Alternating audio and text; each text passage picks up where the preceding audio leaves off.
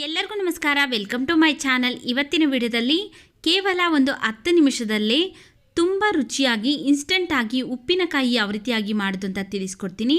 ಈಗ ಮಾವಿನಕಾಯಿ ಸೀಸನ್ ಆಗಿರೋದ್ರಿಂದ ನಾನಿಲ್ಲಿ ಇನ್ಸ್ಟೆಂಟ್ ಮಾವಿನಕಾಯಿ ಉಪ್ಪಿನಕಾಯಿ ಮಾಡೋದನ್ನು ತಿಳಿಸ್ಕೊಡ್ತಾ ಇದ್ದೀನಿ.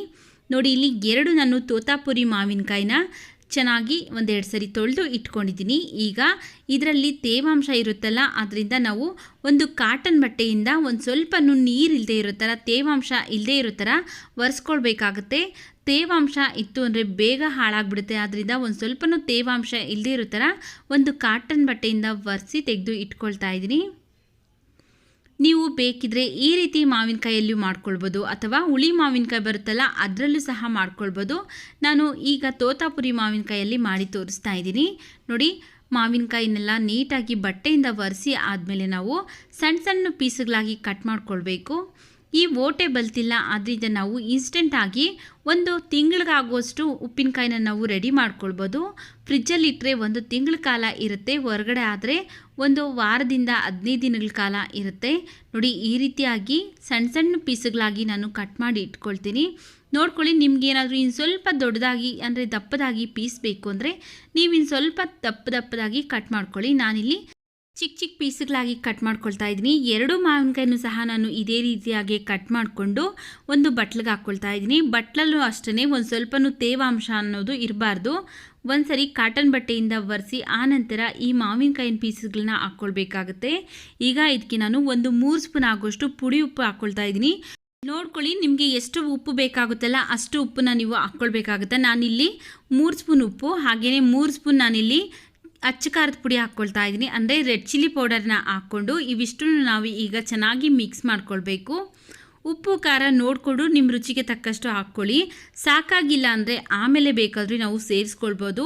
ಜಾಸ್ತಿ ಉಪ್ಪು ಖಾರ ಹಾಕ್ಬಿಟ್ರೆ ತಿನ್ನೋದಕ್ಕಾಗೋದಿಲ್ಲ. ಆದ್ದರಿಂದ ನಿಮ್ಮ ಟೇಸ್ಟಿಗೆ ತಕ್ಕನಾಗೆ ನೀವು ನೋಡಿಕೊಂಡು ಉಪ್ಪು ಖಾರನ ಹಾಕ್ಕೊಂಡು ಮಿಕ್ಸ್ ಮಾಡಿ ಪಕ್ಕಕ್ಕಿಟ್ಟು ಸ್ಟವ್ ಮೇಲೆ ಒಂದು ಪ್ಯಾನ್ ಬಿಸಿಗಿಟ್ಟು 1 ಸ್ಪೂನ್ ಜೀರಿಗೆ, 1/4 ಸ್ಪೂನ್ ಆಗೋಷ್ಟು ಮೆಂತ್ಯ, 1 ಸ್ಪೂನ್ ಸಾಸಿವೆ ಹಾಕ್ಕೊಂಡು ಸ್ಟವ್ವಿನ ಲೋ ಫ್ಲೇಮಲ್ಲೇ ಇಟ್ಕೊಂಡು ಚೆನ್ನಾಗಿ ನಾವು ಫ್ರೈ ಮಾಡ್ಕೊಳ್ಬೇಕು.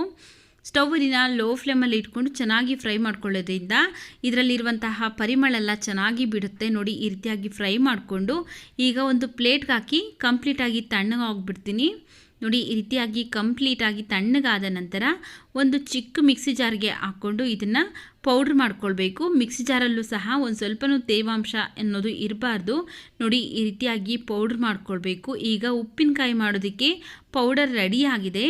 ಈಗ ಇದನ್ನು ನಾವು ಫಸ್ಟೇ ಉಪ್ಪು ಖಾರ ಮಿಕ್ಸ್ ಮಾಡಿ ಇಟ್ಕೊಂಡಿದ್ರಲ್ಲ ಮಾವಿನಕಾಯಿ ಪೀಸ್ಗಳು, ಅದಕ್ಕೆ ಈ ಪುಡಿ ಮಾಡ್ಕೊಂಡಿರುವಂತಹ ಪೌಡ್ರನ್ನ ಹಾಕ್ಕೊಳ್ತಾ ಇದ್ದೀನಿ. ಹಾಗೆಯೇ 1/4 ಸ್ಪೂನ್ ಆಗೋಷ್ಟು ಅರಿಶಿನ ಪುಡಿ ಹಾಕ್ಕೊಂಡು ಇವಾಗ ಏನು ಪೌಡ್ರ್ ಹಾಕಿದ್ರಲ್ಲ ಆ ಪೌಡ್ರೆಲ್ಲ ಮಿಕ್ಸ್ ಆಗೋ ಥರ ಮಿಕ್ಸ್ ಮಾಡ್ಕೊಳ್ತಾ ಇದ್ದೀನಿ.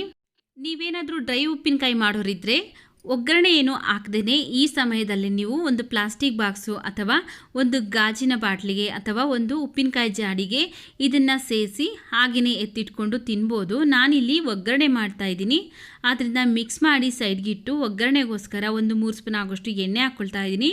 ಎಣ್ಣೆ ಚೆನ್ನಾಗಿ ಬಿಸಿ ಆದ ನಂತರ ಸ್ವಲ್ಪ ಸಾಸಿವೆ ಹಾಕ್ಕೊಳ್ತಾ ಇದ್ದೀನಿ. ಹಾಗೆಯೇ ಇದಕ್ಕೆ ನಾನು ಒಂದು ಸ್ವಲ್ಪ ಹಸಿ ಕರಿಬೇವಿನ ಸೊಪ್ಪು, ಒಂದು ಅರ್ಧ ಗಡ್ಡೆ ಬೆಳ್ಳುಳ್ಳಿನ ಜಜ್ಜಿಬಿಟ್ಟು ಹಾಕ್ಕೊಳ್ತಾ ಇದ್ದೀನಿ. ಒಂದು ಸ್ವಲ್ಪ ಹಿಂಗೆ ಹಾಕ್ಕೊಳ್ತಾ ಇದ್ದೀನಿ. ಇವಿಷ್ಟು ಈಗ ನಾವು ಫ್ರೈ ಮಾಡ್ಕೊಳ್ಬೇಕಾಗತ್ತೆ. ನಾವು ಈ ಒಗ್ಗರಣೆನೆಲ್ಲ ಹಾಕ್ಕೊಂಡಿದ್ದಾದಮೇಲೆ ಫ್ರೈ ಮಾಡಿಕೊಂಡು ಬಿಸಿ ಇರಬೇಕಾದ್ರೆ ಸೇರಿಸಬಾರ್ದು. ಕಂಪ್ಲೀಟಾಗಿ ಈ ಒಗ್ಗರಣೆ ಎಲ್ಲ ಚೆನ್ನಾಗಿ ತಣ್ಣಗಾದ ನಂತರ ನಾವು ಫಸ್ಟೇ ಮಾಡಿಟ್ಕೊಂಡಿರುವಂಥ ಉಪ್ಪಿನಕಾಯಿಗೆ ಈ ಎಣ್ಣೆ ಸಮೇತನೇ ಹಾಕ್ಬಿಟ್ಟು ಒಗ್ಗರಣೆನ ಚೆನ್ನಾಗಿ ಮಿಕ್ಸ್ ಮಾಡ್ಕೊಳ್ಬೇಕು.